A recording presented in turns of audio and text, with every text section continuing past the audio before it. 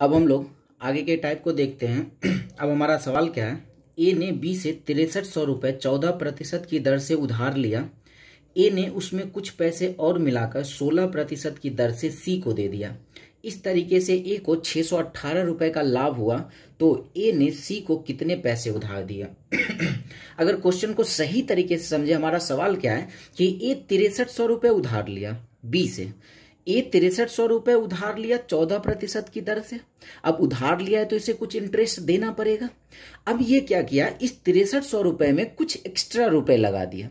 कितना एक्स्ट्रा लगाया नहीं पता, जितना भी एक्स्ट्रा रुपए लगा दिया ये, उसके बाद क्या किया 16% की दर से दे दिया। 6300 रुपये लिया 14% की दर से, लेकिन उसमें कुछ रुपया और मिलाकर 16% की दर से क्या किया, एक दूसरे आदमी सी को दे दिया। इस तरीके से क्या हो, ए को 618 का लाभ हुआ।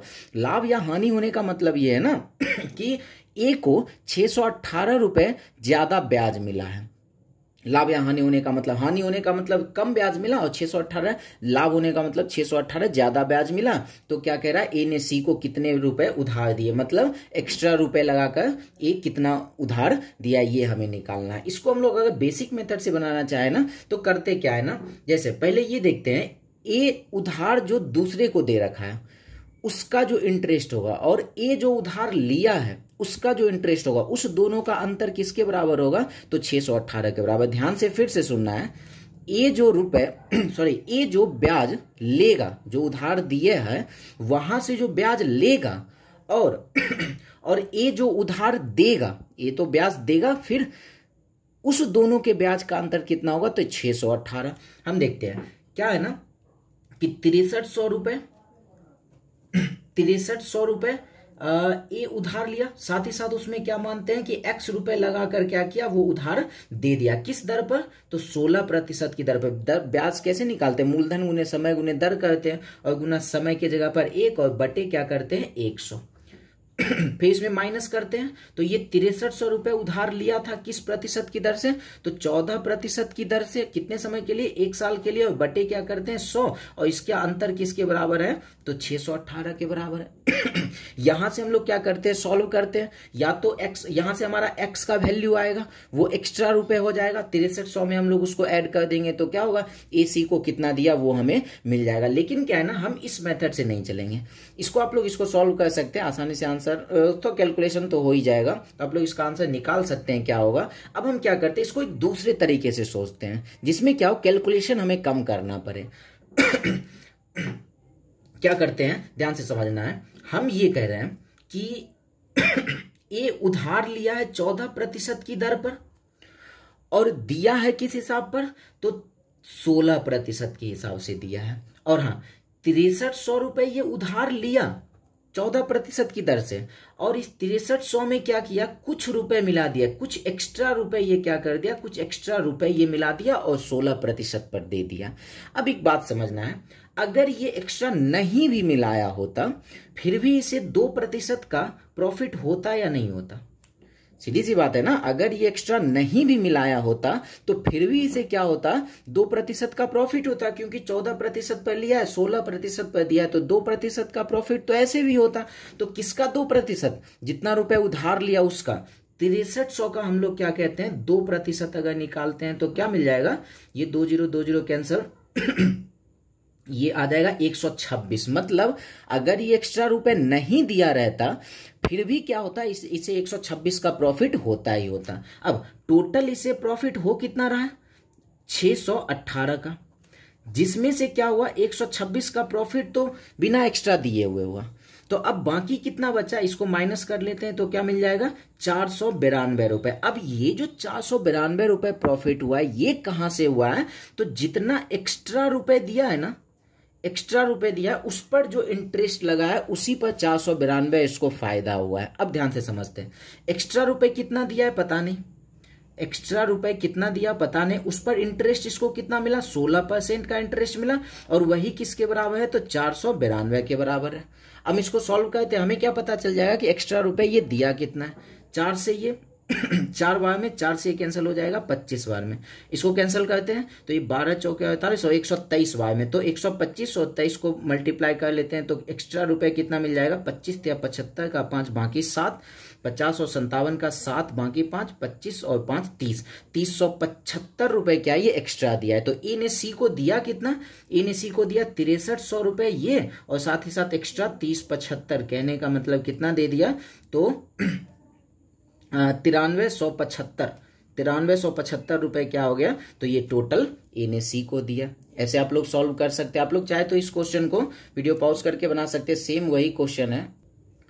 अगर हम लोग इसको सॉल्व करें इसी तरीके से सॉल्व करते हैं, ज्यादा इसमें लफड़ा नहीं है। हम क्या इसमें क्या है ना, क्वेश्चन ए ने बी से 8000 रुपए 6% की दर से उधार लिया, ए ने उसमें कुछ पैसे और मिलाकर 8% की दर से सी को उधार दे दिया।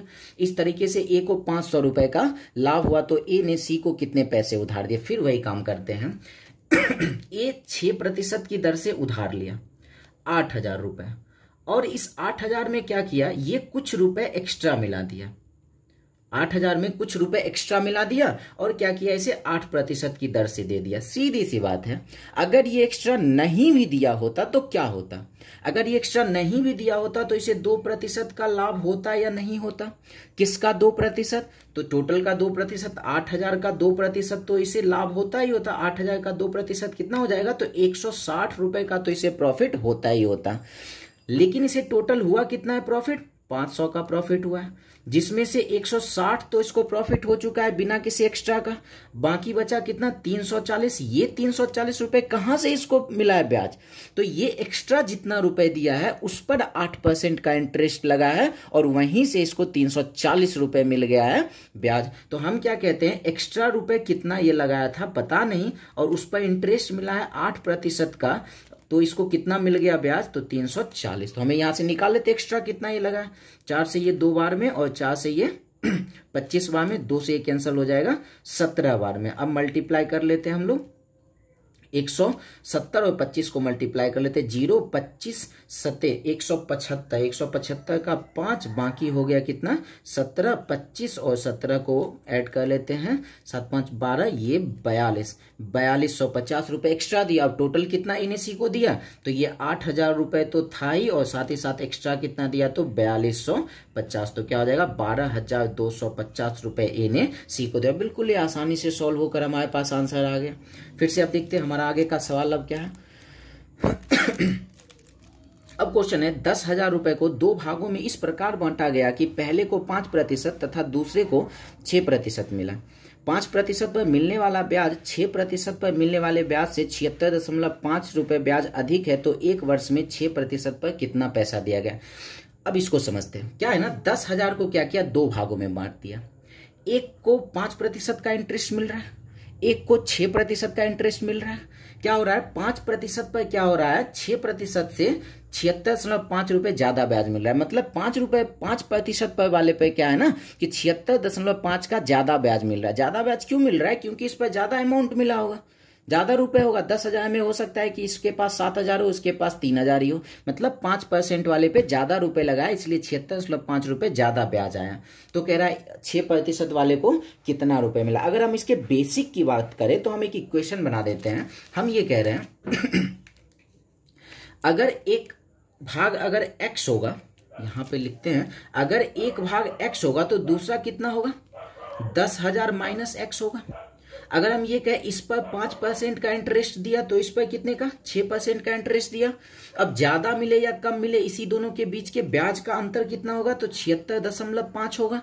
तो हम इसका ब्याज निकालते हैं। ब्याज का फॉर्मूला क्या होता है, मूलधन गुने समय गुने दर बटे 100। तो इसका मूलधन x, इसका दर 5 और समय 1 ही होगा, बटे 100, और माइनस क्या करेंगे, माइनस उसके बाद 6% वाले का मूलधन 10,000 माइनस x, और इस पे रेट 6 और गुना 1 बटे 100, और ये किसके बराबर, 76.5 के बराबर करेंगे तो x का वैल्यू मिल जाएगा 5% वाले का। x का वैल्यू इसमें माइनस कर ले तो ये 6% वाले का मिल जाएगा, जो हमसे पूछा गया है। लेकिन हम लोग इस मेथड से नहीं चलेंगे, दूसरे मेथड से चलते हैं। कैसे, ध्यान से समझते हैं। क्या है ना, एक 5% पर दिया है एक भाग 6% पर दिया है। हम ये कह रहे हैं लेकिन क्या है ना, इस 5% वाले पे क्या है ना, 5% वाले पे ज्यादा इंटरेस्ट मिल रहा है। इस पर ज्यादा इंटरेस्ट क्यों मिल रहा है? क्योंकि इस पर क्या है कि ज्यादा पैसा है, इसीलिए क्या है, इस पर ज्यादा इंटरेस्ट मिल रहा है। अब ध्यान से समझते हैं, अगर हम ये कहें कि दोनों में बराबर धन होता तो दोनों को बराबर इंटरेस्ट मिलता या नहीं मिलता? मिलता। हम क्या करते हैं, दोनों को बराबर करते हैं। अगर ये 5:6 है, अगर ये 6:5 में बांट दे, इसको 6 दे दे, इसको 5 दे दे, तो 6×5 = 30, 6×5 = 30, दोनों को बराबर इंटरेस्ट मिल रहा है ना, दोनों को बराबर। अब ध्यान से समझना है, इसको तो हम लोग कर दिए बराबर, लेकिन इसको ज्यादा ब्याज कहां से आ रहा है? तो जो रुपए बराबर होने के बाद एक्स्ट्रा रुपए है उस पर 5% का इंटरेस्ट मिल रहा है, और उसके बाद इसको 76.5 का क्या मिल रहा है? तो ब्याज मिल रहा है। सीधी सी बात समझना है, 5:6 में था, हम इसको क्या किए, 6:5 बना दिए, तो 6×5 = 30, 6×5 = 30, दोनों को बराबर बराबर मिल रहा है ना। किस हिसाब से अगर बांट रहे हैं तो 6:5 में बांट रहे हैं, तो फिर भी इसको 5% पर ज्यादा ब्याज क्यों मिला? तो बराबर होने के बाद जो एक्स्ट्रा रुपए है उसी पर 5% का इंटरेस्ट मिला, और वही इंटरेस्ट कितना है? तो 76.5 है। अब ध्यान से समझते हैं, एक्स्ट्रा रुपए कितना लगाया पता नहीं, एक्स्ट्रा रुपए 5% पर एक्स्ट्रा रुपए कितना है पता नहीं, उस पर इंटरेस्ट मिला होगा 5% का, और ये इंटरेस्ट इसको मिला कितना? तो 76.5 मिला। अब यहां से एक्स्ट्रा रुपए निकाल लेते हैं, ये कैंसिल हो जाएगा 20 बार में, और इसका पॉइंट कैंसिल करते हैं तो 0 0 कैंसिल। एक्स्ट्रा रुपए क्या आ जाएगा? एक्स्ट्रा रुपए हमारा आ जाएगा 765 को 2 से गुना कर लेते हैं, 5 × 2 = 10, 6 × 2 = 12, 1 13, 7 × 14, 1 15, मतलब 1530 रुपए क्या है ना, ये 5% पर एक्स्ट्रा है। ध्यान से समझना है, टोटल रुपए था कितना? 10,000, जिसमें से 1530 रुपए तो इसका एक्स्ट्रा ही है, बचा कितना? तो हम लोग क्या करते हैं, 10,000 में से माइनस कर लेते हैं 1530, क्या मिल जाएगा अब? 8470 रुपए। यही एक्स्ट्रा रुपए है ना, अब सॉरी बचा हुआ रुपए है। अब इस बचा हुआ रुपए को क्या करते हैं, हम इस दोनों में बांट देते हैं। अब यहां से टोटल कितना हो गया? 11। यहां से टोटल कितना? 8470। क्या कहेंगे, 11 यूनिट किसके बराबर? तो 8470 के बराबर। 1 यूनिट हम लोग निकालते हैं, 1 यूनिट किसके बराबर हो जाएगा? ये कट जाएगा 770 बार में, 1 यूनिट 770। देखते हैं किसका पूछा गया, हमसे पूछा गया 6% पर कितना धन दिया गया, 6% पर कितना दिया गया? 5। तो इसीलिए हम लोग क्या करते हैं, 5 यूनिट हम लोग निकाल लेते हैं। 0 7 × 5 = 35 का 5 बाकी 3, और 35 3 38, 3850 रुपए 6% पर। अगर इसका पूछा जाता 5% वाले का, तो 1 यूनिट 770, 6 यूनिट निकालते, 6 यूनिट तो हो गया ये, और साथ ही साथ एक्स्ट्रा कितना था? 1530। तो जो 6 यूनिट आता वो, 1530 हम लोग ऐड कर लेते तो वो 5% वाला आ जाता। अगर आप लोग को समझने में परेशानी हुई है तो एक बार फिर से वीडियो को रिपीट करके देख ले, बिल्कुल आसानी से समझ में आ जाएगा। अब नेक्स्ट जो क्वेश्चन है सेम ऐसा ही, आप लोग चाहो तो वीडियो पॉज करके इसको बना सकते हो, सेम वही क्वेश्चन है। अब हम लोग बनाते हैं इसको। 10,000 रुपए 2 भाग में बांटा गया, एक 5% पे, एक 7% पर। 5% पर मिलने वाला ब्याज 7% वाले ब्याज से 80 रुपए ज्यादा है, मतलब ये 5% पर क्या है, 80 रुपए ज्यादा ब्याज मिल रहा है।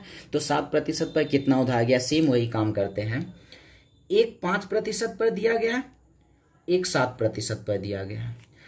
अब अगर इस दोनों को समान मिला होता तो क्या करते, 5:7 है, तो इसको अगर हम लोग कर दे 7:5 में कर दे, 7×5 = 35, 7×5 = 35, तो इस हिसाब से क्या हुआ होगा, तो दोनों को समान मिला होगा। लेकिन ये 5% वाले पे ज्यादा इसको ब्याज क्यों मिला? क्योंकि इसमें क्या है, जितना एक्स्ट्रा रुपए होगा, एक्स्ट्रा कहने का मतलब समान होने के बाद जो एक्स्ट्रा रुपए होगा उस पर 5% का इंटरेस्ट मिला होगा, वही इंटरेस्ट किसके बराबर है? तो 80 के बराबर है।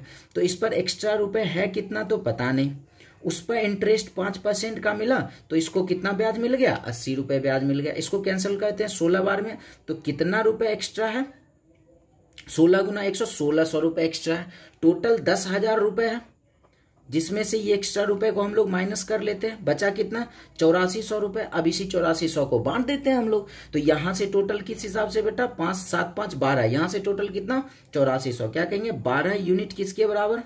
8400 के बराबर। 1 यूनिट किसके बराबर? 12 7 84, 700 के बराबर। किसका पूछा गया? 7% पर। 7% पर कितना लिया गया?